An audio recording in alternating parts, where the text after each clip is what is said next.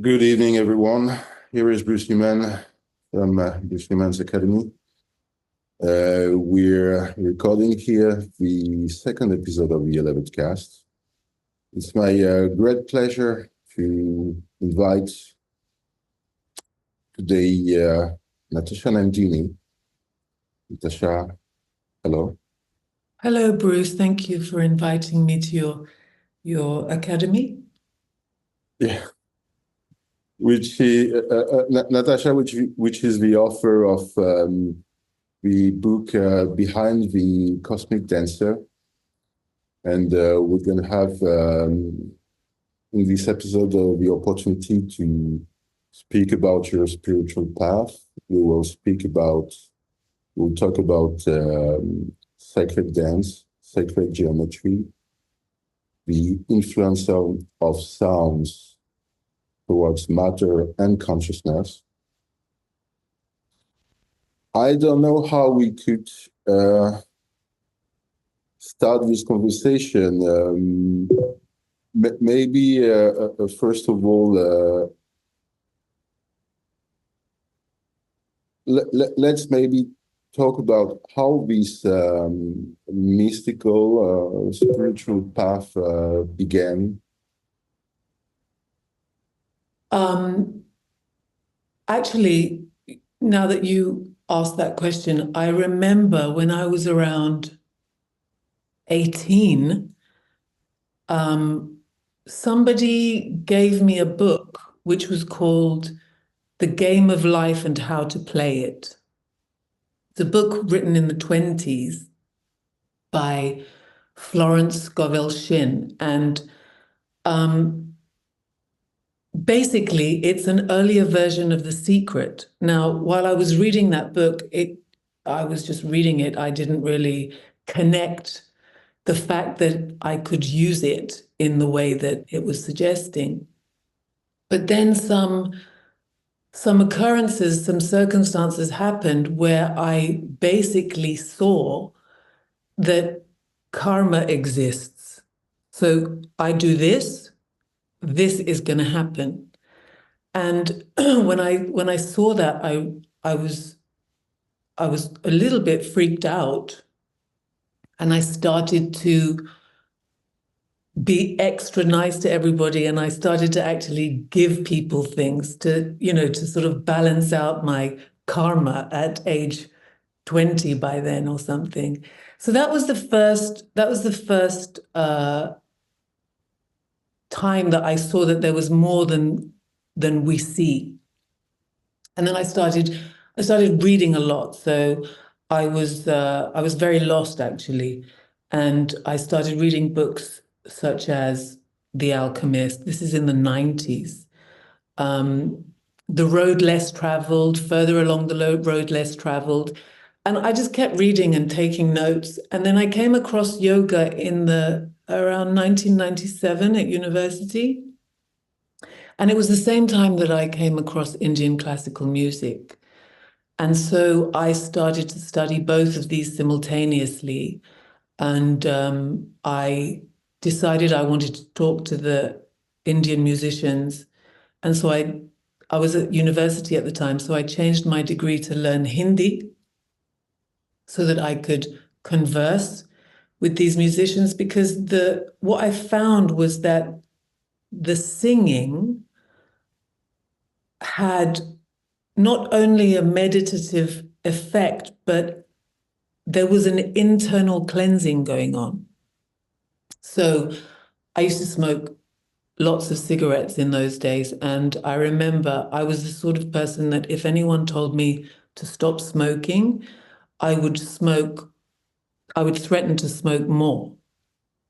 And the first day of the first singing, Indian classical singing I did, I went in, we sang for about 4 hours. And when I came home, I couldn't smoke because the cigarettes just tasted differently. So I followed up on that. For 2 weeks, I tried to light a cigarette and I couldn't, and I had to give up. And it was really the first time that I was able to have power over an addiction. just like that. So it was an important step for me.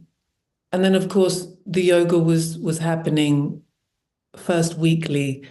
Then I started working in a yoga center. So I was sometimes doing 2 classes a day.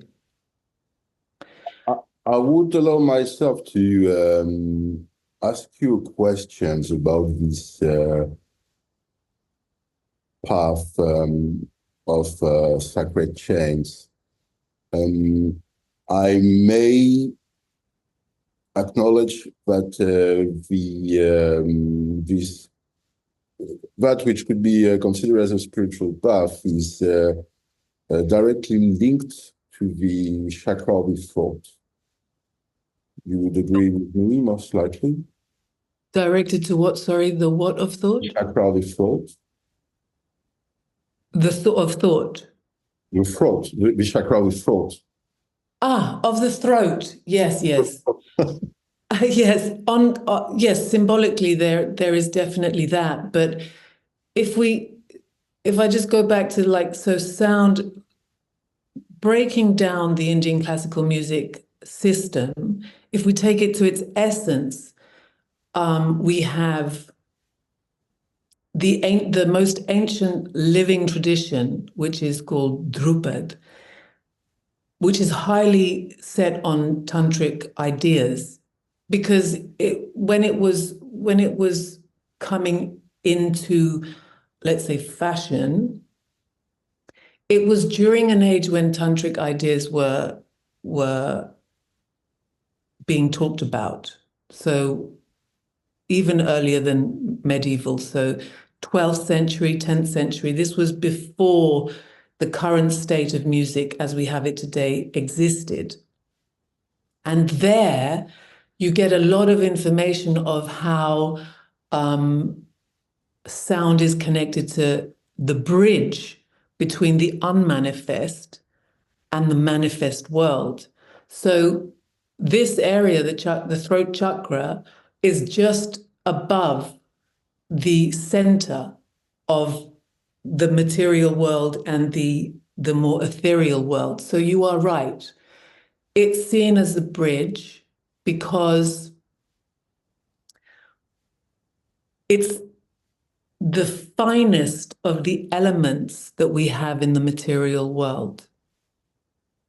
Yeah. So if we go back to, or if you're going to go up to the Sahasrara, which is the crown chakra, which is unmanifest, let's say it's let's call it the absolute, the unmanifest, or Shiva, depending on which school you come from. Some people would call that Shiva. It's pure potentiality. It's where everything exists in potential. So it doesn't really exist. It's not manifest yet. It's limitless. It's endless. There are no boundaries. And this is pure consciousness, which is pure light. Now, from the unmanifest world of the absolute to the manifest world of the energy, which is his Shakti, there is a shift from this nothingness, void, and no movement to the beginnings of a stirring. Yeah, so there's a separation. The separation is Shiva from his Shakti. So the one becomes two. Now that throbbing, that initial throbbing, it's like a stirring. It's, first of all, it's considered pure self-reflectiveness. Yeah, so it's observing itself all the time. And the first signs of this movement of no matter how small, creates a vibration. And every vibration, whether audible or not, is a sound. So this sound is considered the first evolute in the manifest world. And that's why it's the bridge to the unmanifest. So fascinating. According to quantum physics, and according to the recent string theories, it would appear that matters, molecules, are composed by little infinitely small vibratory phenomenon, which are, in a matter of fact, ultimately sounds, and this whole phenomenon of manifestation of the universe could be somehow resumed as a global sound. Yeah, I see that. So I try and make this tangible for me, because on my path towards reducing the let's say the conflict of too much movement in this world, I try and look at moving closer and closer to the oneness can be seen as a transcending of the two opposing forces, whether it be positive or negative, up, down, right, wrong, etc. It's like finding that gap between the two, which is, I look at it as the same as the void of the absolute. So if we look at sound, do you play an instrument? Do you play a musical instrument? I used to be a singer when I was younger. Okay, so if you take a stringed instrument, for example, like a guitar or a sitar or a tanpura, which is the drone, and you try and tune, let's say you have one note tuned to C, doesn't matter what note, and you have another note that you're trying to tune to exactly the same note. What happens is that as you press the second string, it starts to vibrate in a wave, and the wave is as fast, depending on how close the second string is to the first string, will depend on the wave. Like, so if you're quite close, it kind of goes like this. Whoa, whoa, whoa, whoa, whoa, whoa, whoa, whoa, whoa, whoa, whoa, whoa, whoa, whoa, and then they join. So when the two sounds are exact, there is no more wave. And that is that's like this union again. It's the coming as one. It's vibrating as one. So there is no movement. And this can be replicated if you're singing, like if you've ever sung with headphones on and you're trying to replicate one constant note. If you hit the note precisely, both sounds disappear. And so it's quite strange when you're wearing headphones, because you're like, you're making a sound and you can hear a sound, but both disappear simultaneously. So that is silence, and that silence has no movement. And that no movement is the same void where there are no thoughts, where there's just nothingness.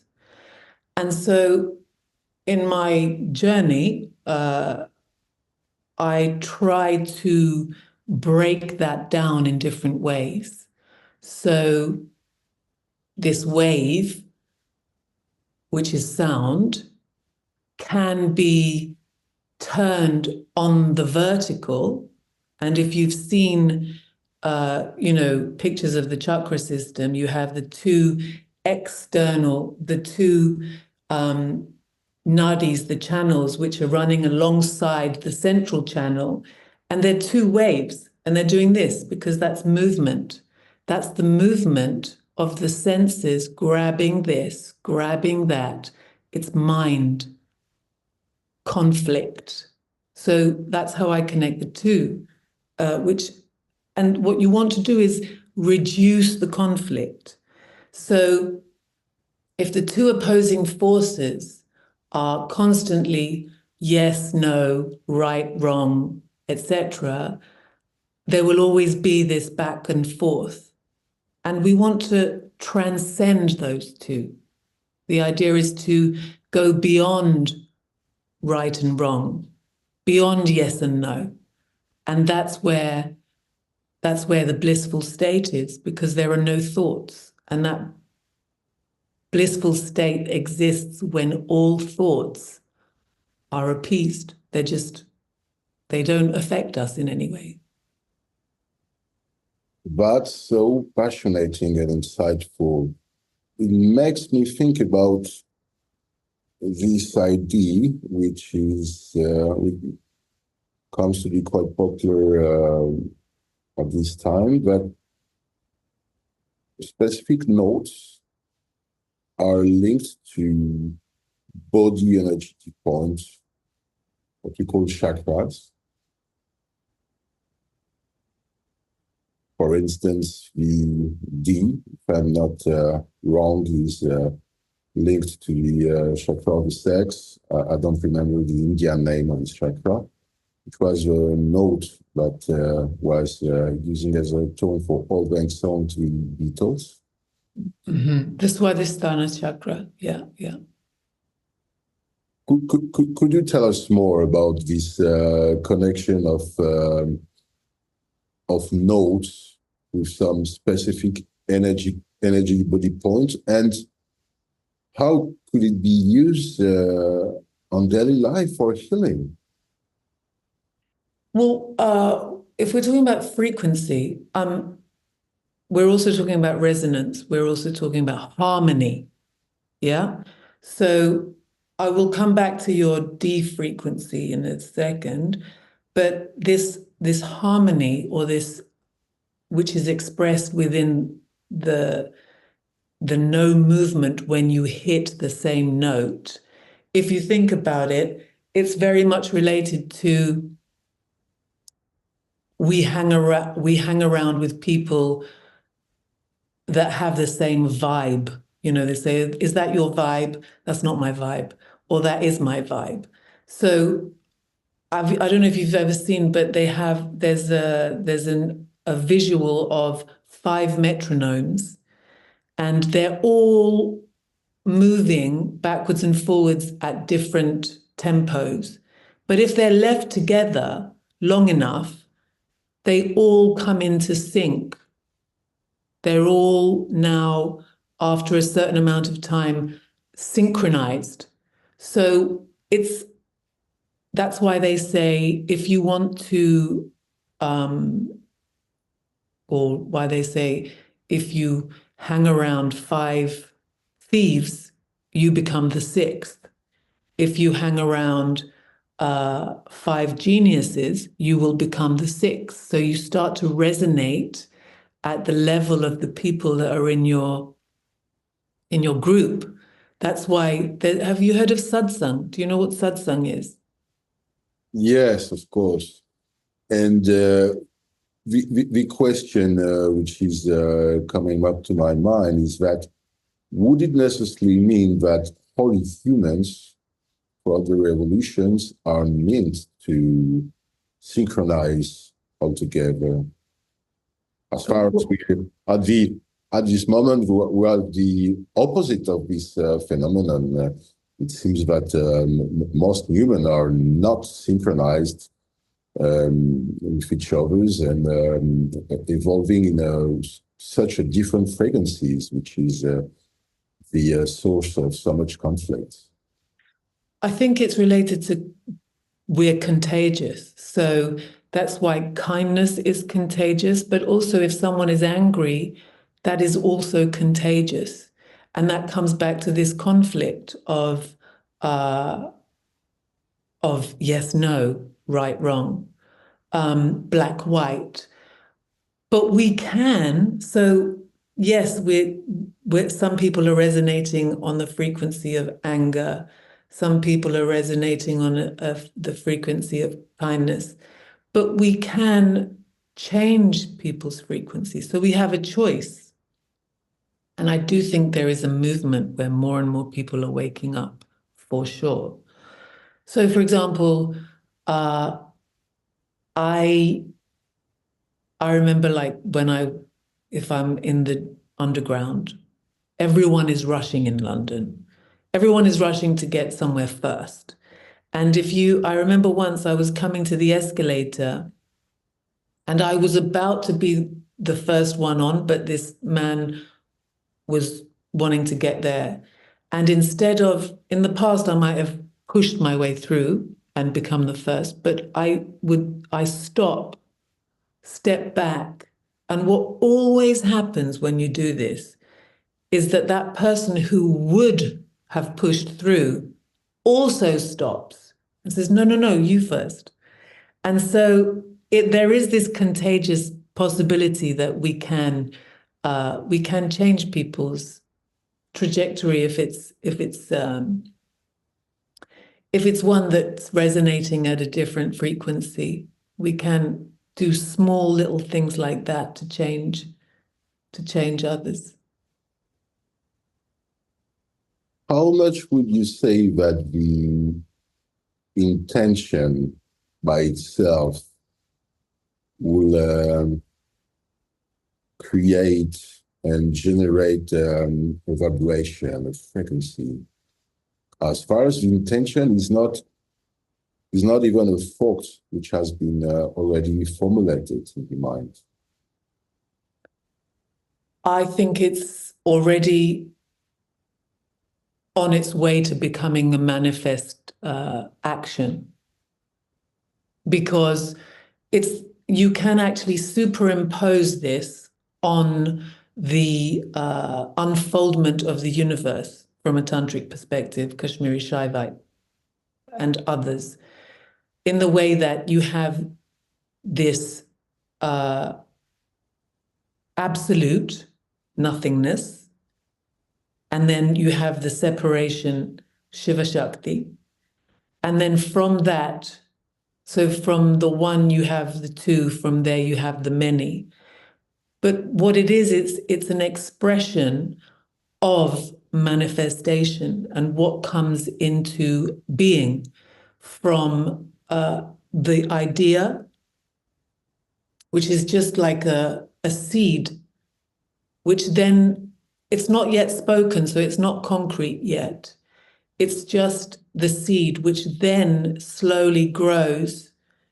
And then once it's spoken, it becomes concrete. But you can sort of tell when the intention will have repercussions on the person who's having an intention, because the mind will then translate that into the rest of the system. So if someone has,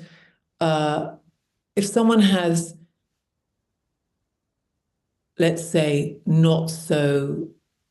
intentions which are for the betterment of themselves only,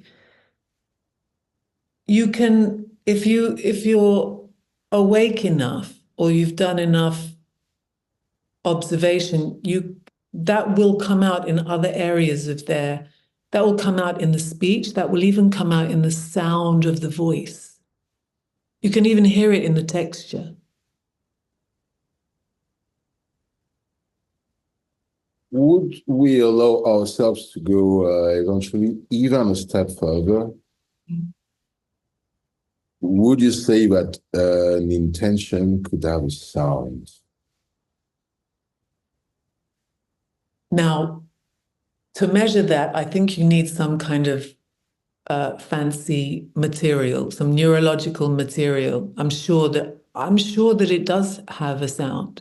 Whether it's audible or not is, I don't know. We would have to check it out. I'd be interested to find out. There is so much studies which I've done on sound, as far as we do now understand that sounds just has a direct effect towards matter. Mm.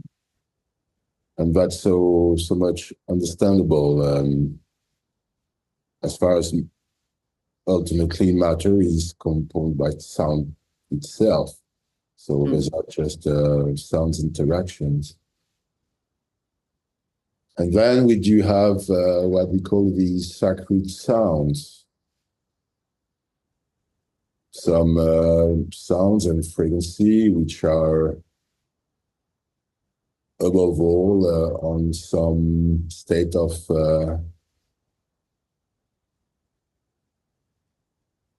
pure connectivity. What does differentiate, if I may ask, a sacred sound from a common sound?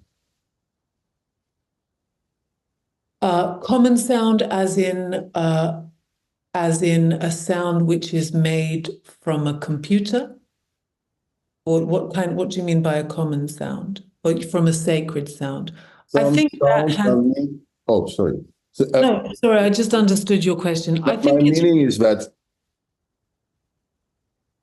we can easily imagine that some sounds are considered as sacred as far as they could heal, and they may connect us to some superior level of perception, some subtleties of our consciousness, or eventually to some kind of transcendental state.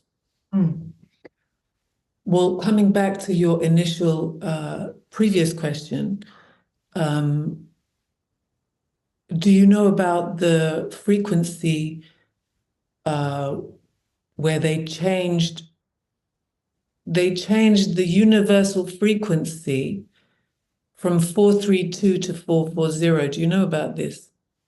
So what I know, yes, is that all the music that we're hearing is tuned to a frequency which is completely unnatural and unhealthy. Some people think that their settings has been done on purpose, but it's quite agreed that if you do some settings on your computer, you can tweak it and tune all your music and your playlist to some universal and harmonious frequency. I don't remember the exact amount of the frequency, but I think it's 432. 4 plus 3 plus 2 equals 9. And in India, they use the number 108 as a sacred number. So you'll have a mala, like a garland, or like a type of rosary, which has 108 beads. And or someone will recite a mantra 108 times, or even 1,008. And it's related to the frequency, which is supposedly resonating at our universe is resonating at this frequency, and anything divisible by this number 9. So I can't remember the exact calculations, but it's related, and it's also written in the Vedic texts from a long time ago in India. Dates are a little bit question marked with those texts, but so the distance of the Earth to the moon, or the diameter of the moon itself, they all seem to add up to number 9. And so there's a lot of study on this. In fact, there was a really good YouTube video on this, and I can't, if I can remember, I'll send you the details, and you could maybe put that in the link for people to, if anyone's interested in looking into that further. we will absolutely. Don't forget to check the comment box for our link in this video. You could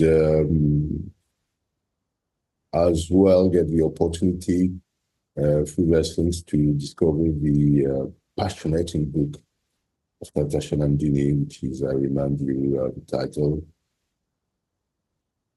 Beyond the Cosmic Dancer. Behind. behind the cosmic dancer.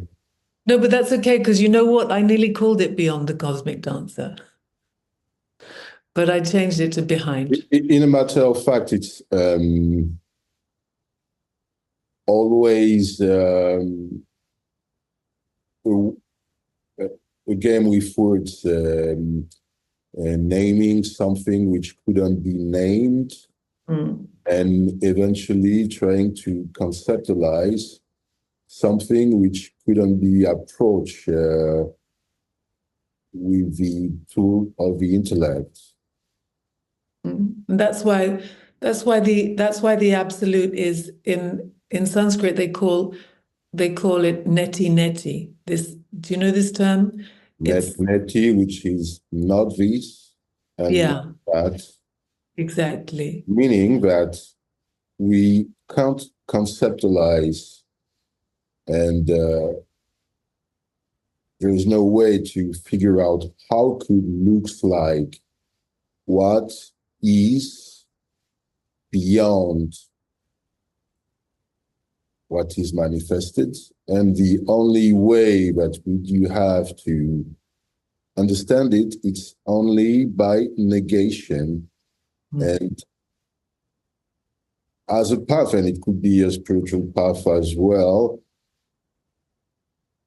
considering every event, every situation, every sensation, every thought, every emotion as something which is not the absolute. And when nothing remains, suddenly and spontaneously, some can realize what is not, and paradoxically, at the same time, what is everything and what is all it has been and will be in the same time. Beautifully put. Really beautifully put. And that's really what my book's about. It's like how to experience that nothingness. But what's also very interesting is that it has to be experienced through that which is not. Because, if I talk from this tantric perspective, the word Maya, which we know now, it's probably in the English dictionary, it's translated as illusion. But when you break down the word comes from the root ma, which is to measure. So it's what gives boundaries to things. So the limitless has a limit when it's manifest. It's that there she has 5 coverings to veil this absolute, limitless, boundless Shiva. And that's why we have time. So time is divided into past, present, and future. We have this separation from who we are into an individual, which generates desire for this and that. So if we experience that completeness, there is no desire. So Maya creates this. And then there's the inadequacy, which is created by hiding our supreme efficacy, the power to produce any desired effect.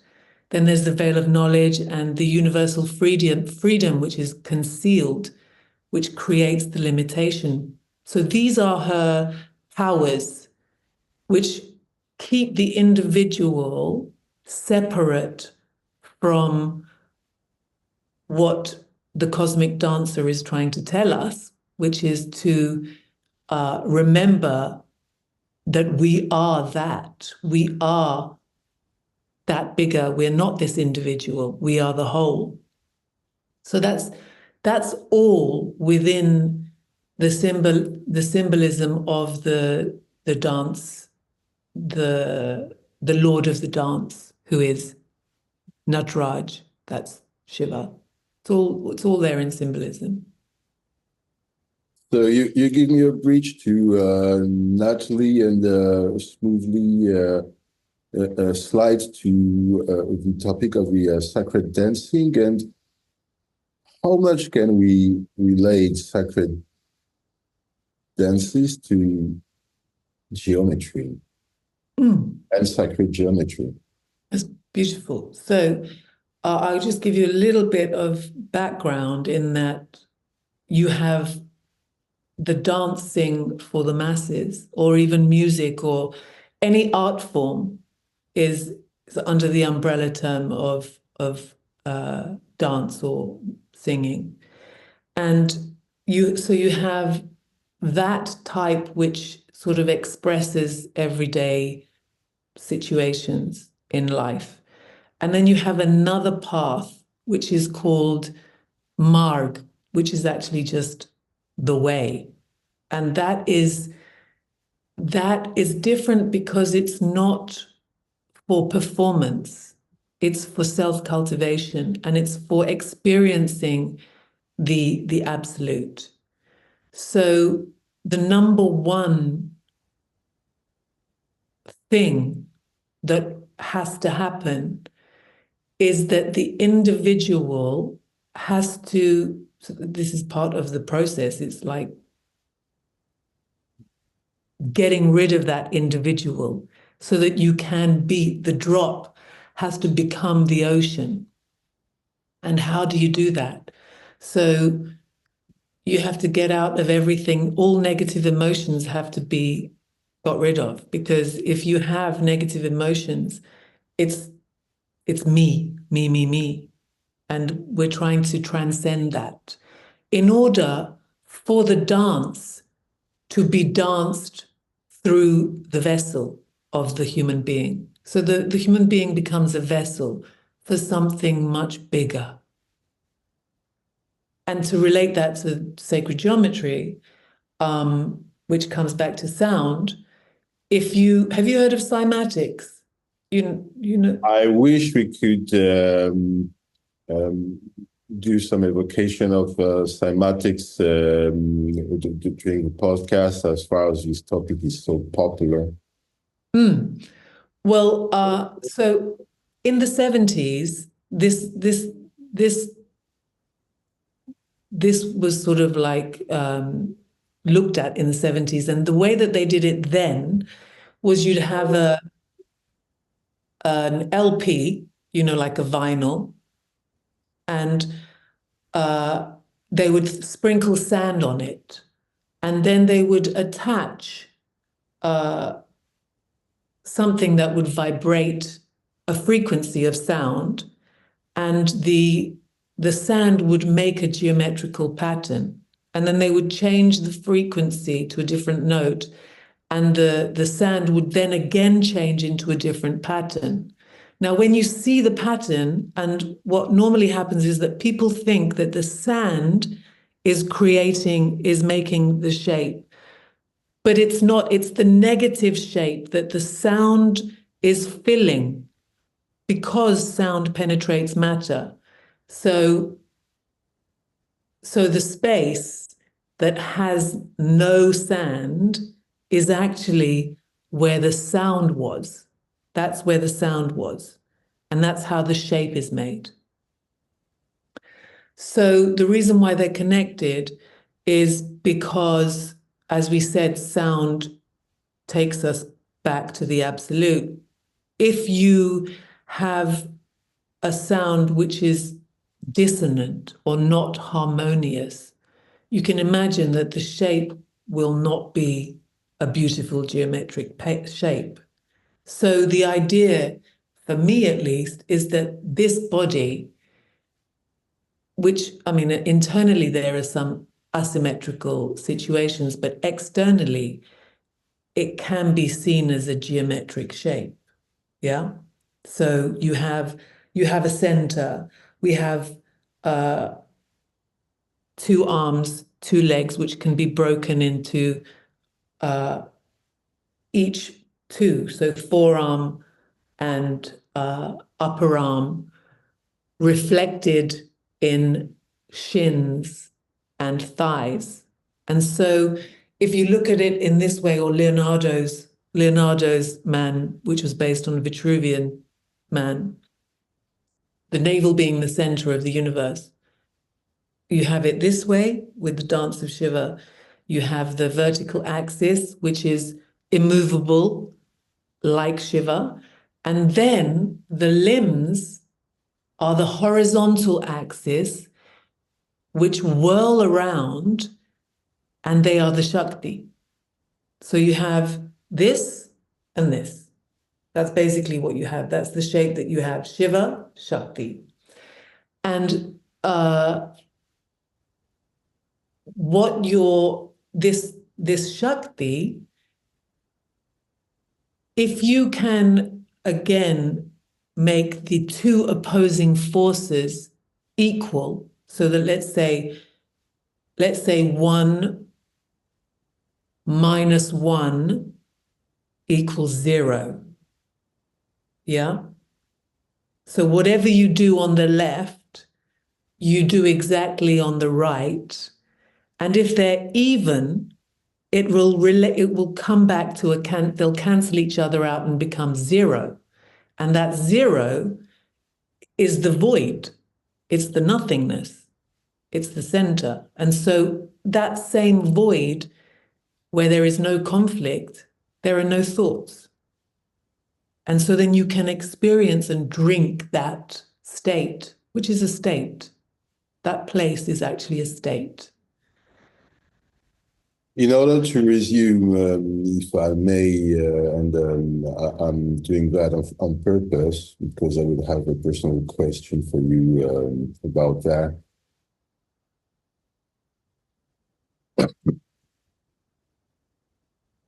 The purpose of sacred dance would be to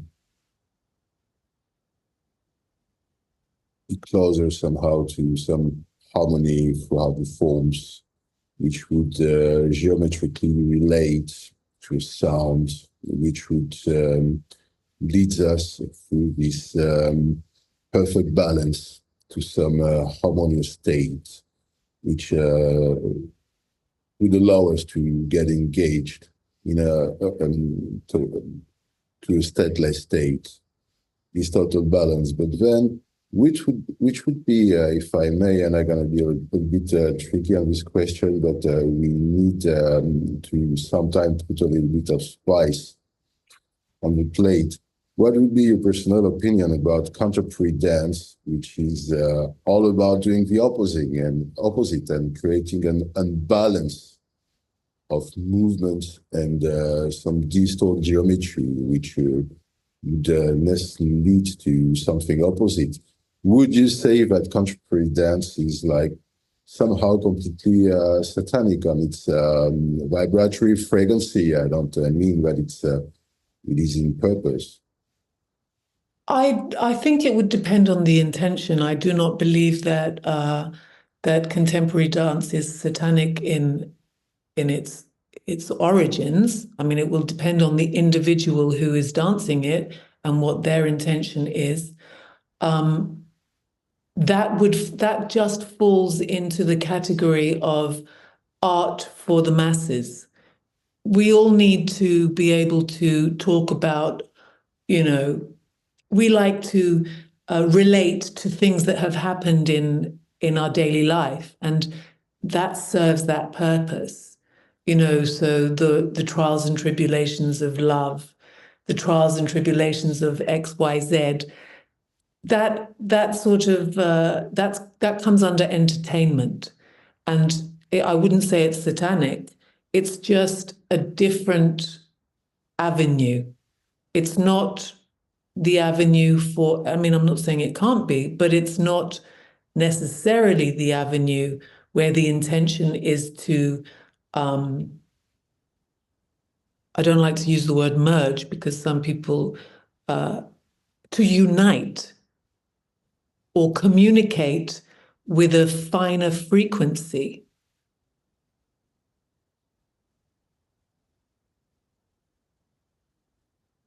It leads us, but I'm drifting just a little bit. But Okay. as far as the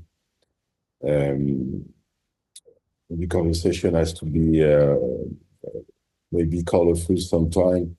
It says often that the purpose of the artist is to testify from this own way to visualize the world, to perceive incarnation, and throughout all its ways and manner to be unbalanced, and which is most of the time a vision which is tortured. It's all about exhibiting wounds. Mm. Then the question and what I'm curious about is your feeling about the virtue and how much could be useful, how much heart could be useful as far as it's not sacred, not balanced.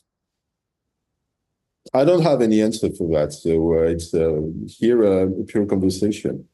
Yeah, I don't think one can judge, because it's not something to be judged, because it is part of the world, and it just depends on the choice. We all have choices, and we all have desires, and it depends what you want, and it depends on probably your history, which makes you want certain things as well. You know, like I, you need to suffer to want to escape suffering. So, for example, a lot of people who got into yoga, at least a lot of people that I know, they got into yoga because they were suffering, that they were so desperate to find a way out. And whether that was physically, you know, mentally, psychologically, you do find a lot of people who were looking to heal themselves. And so those who are taking the worldly path, maybe they didn't have any strife in that same, on that same level that made them look for something else. So, you know, your CEO or the guy that wants to have X number of cars in his garage or whatever, each to their own. It doesn't, I can't judge it. I can only tell you that for me, this path works for me, because I I I like that blissful state. I like the blissful state of peace, calm, and contentment. Whereas desire, like, you know, desire for me, yeah, I mean, I still am working on desire, but if someone is like, especially like in my youth, I remember desperately wanting something. That's not a nice feeling, you know, to desperately want something. It means that you don't have it. Whereas to be content, you kind of enjoy yourself. You really, you can see things differently also when you don't have desire. So aims, you know, someone who, if you're looking for something, or you're on the path, let's say, if you have your external senses that are grabbing, they want this, they want that, they need another cigarette or whatever, the mind will always be focused on that. And so then it's really hard to pull it away from that and follow that inner voice, the one that's trying to take you down the road that's probably going to make you feel the best. We're speaking about maybe trying our best to provide to the audience some insights in order to help them on daily life. I have the temptation to maybe make a loop from the beginning of the podcast and going back to this energy point of the throat. I hope I pronounced it well this time. The chakra of the throat. Yeah. Vishuddha chakra, yeah. I often invite my students when they want to work on this energy point in order to reaffirm themselves, their willingness, and to connect with the stones as an element. But this chakra is an energy body point that we are reaching through a natural process without this accelerated maturation, which is the spiritual discipline. We would reach naturally and spontaneously this point at the end of a life when we're closer to death. And maybe when we're able to make a distance with the other emotional and energetical states which are below. And there's always, in all energy points, there's always, and that's the sacred principle of the Shiva Shakti. There's a bright side and the benefits that you can, which could be used from the this localization, energetic localization. There's dark side as well. The metal, the energy of the thought, which is associated to the metal as an element, is heavy, it's strong, and it's linked on its dark side to melancholy, sadness. So hard to bear and handle. What would you recommend when someone wants to log to this particular frequency? What would I recommend if somebody wants to what? To log on this frequency, the frequency of the throat. I can sense by myself that the opening of your chakra of the throat is quite wide. You have a large opening of the chakra of his heart as well. Would you recommend that the opening of the chakra of the throat should be associated maybe with the chakra of the heart simultaneously as well, in order to make this balance of two different frequencies maybe and resonances, which could be unified and leads you to some harmonious feeling? So I've been studying yoga now since 97, and I do not work with the chakras in that way because I think that they're so vast that what happens is that I get to see how certain things are associated to certain chakras.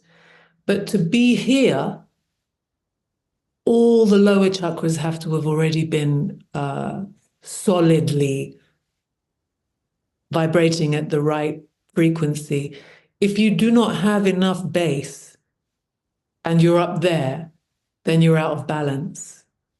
If you do not have the second chakra, which is related to the senses, if they're not under control, then you're always going to be at the mercy of your desires. Yeah. So for me I don't think that I know enough about the throat chakra in the way that you're describing to be able to comment. But as a practice of singing or using sound, there are certain shapes that will push the sound into different areas of this microverse. So you've got na, these are long ways, ri are horizontal, num, which is the point, so this is helping with concentration, and om, which is all-encompassing. And by practicing just these sounds, and that's why Sanskrit as a language is extremely interesting to study, it will, because sound penetrates matter, it will unblock things. But I do believe that it's very important to also have some kind of movement practice, because it's through movement practice that you become aware of the body in its full external and internal landscape. And only when you have that can you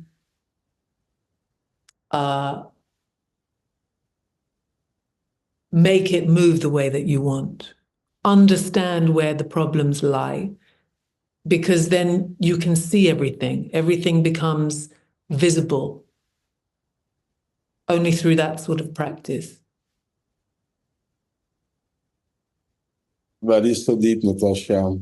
What were you thinking about when you were evocating that we maybe could provide some insights to the audience? You wanted to share some practical exercises. Well, yeah, not so much exercises as, well, I mean, a practice is important. The way that you move your body to become aware of expansion and contraction, which are the two opposing forces of the universe, and to find that space in the middle where it's like a bandwidth. Yeah. So imagine you're trying to tune into a radio frequency. You've got the bandwidth here, and you go a little bit that way and you lose it, or you go a little bit that way and you lose it. So this is the sweet spot. It's, do you create conflict? It's your choice. Or do you back down from your ego being right, for example, and are you able to avoid the conflict? This is a choice that one can make, and we can do that psychologically, emotionally, physically through the yoga practice by making the arms and legs move in this geometrical shape. So that's what my one of the chapters of the book is about. So however much you're expanding, you have to equally contract in order to be enjoying that sweet space of nothingness. So those are the things. I mean, what I would say is that there is a choice. Also, if I would also advise that anyone who wants to practice is not to put huge expectations on themselves, but to make small goals, like a goal that is reachable, and also keep it consistent. The consistency is one's best friend. So if you can't do an hour a day, and you can't do half an hour a day, but you can do 3 minutes a day, you start with 3 minutes a day because it's manageable. And then anything above that becomes a bonus. That's a good way to progress. You're proposing yoga courses. Is it in London, Natasha? So I actually live now in East Sussex, which is in the south of England by the sea. And I have local classes, but I do most of my stuff online or on retreat. Okay, so most of your courses are online. Are they private courses, or are there how do you call that? A class container. Are they what? Sorry? We call it a class container. So people can join the classes? Yeah, is it? Does this yoga classes online are collective or one-to-one, Oh, private? yes, they're collective. I mean, I also do private classes one-to-one, but I do courses. So, for example, I'm running a course right now, which is the Formula for Movement, which is exactly on this, finding that center and working with these ideas um, of the central axis and the symmetrical shape of the limbs together, using it through yoga because that's what I teach. Would you provide us a link for those courses? I'm For sure. sure many people would be interested to join. Yes, I'd be happy to, sure. Um, um,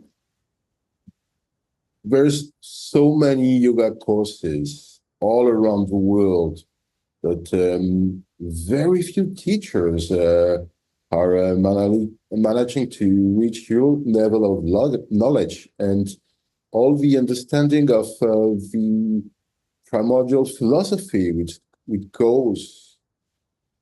is associated to that and the meaning of all these practices. Well, yeah, I still feel I'm at the beginning, to be honest. It's never ending. Of course, we all remain students. Yes, But still, it doesn't mean that we don't have anything to share. I mean, after true. studying all this spiritual practice on a quite intense way, 30 years, you're accumulating so many insights which could be shared and forwarded to others and help so many people in my beliefs. Thank you. I hope to do that. I hope to be able to. So thank you so much, Natasha, for this podcast. I hope we will have the opportunity to make some other discussions. We will try our best to mince it to short videos because there's so many topics that you did approach with so much grace, elegance, and it was quite deep, vibrating. I personally thank you for that so much. I did really appreciate this moment. It's really a pleasure. The pleasure is mine because it's important to be able to speak to like-minded people and people who are interested. I'd Would be you happy to do more with you, for sure. some last thing to say to the audience before we leave?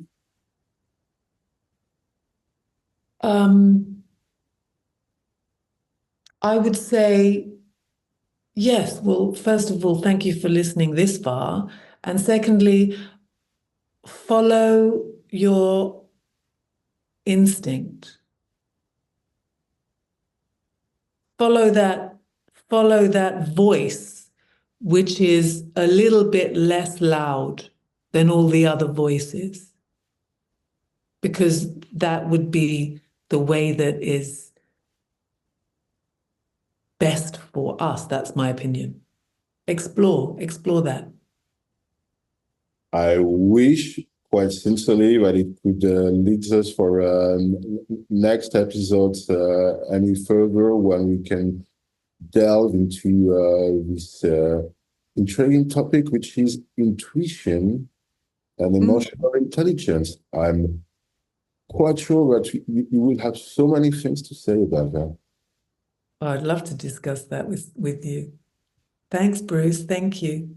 So thank you all, and don't forget to like, comment, and so forth. We need your support for the channel.